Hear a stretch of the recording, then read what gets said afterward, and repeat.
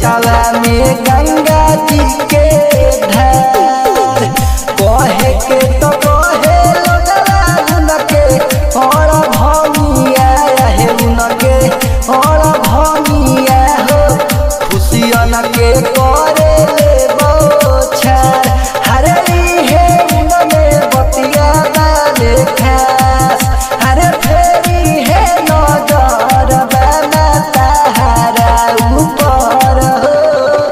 मिली है तारा दूल्हा झकास हरे फेरी है नजर भोला तारा ऊपर हो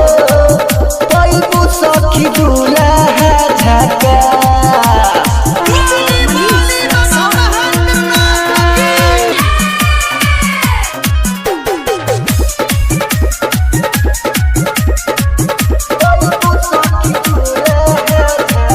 राजा दशरथ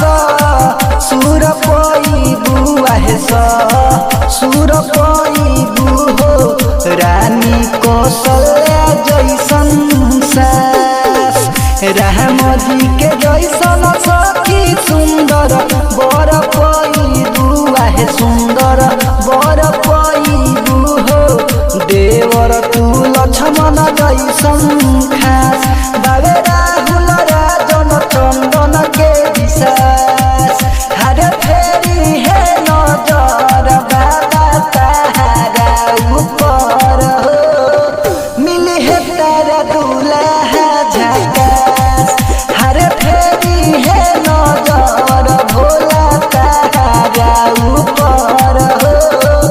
पैबू सखी दूल्हा झकास। Amul recording studio Jamapur.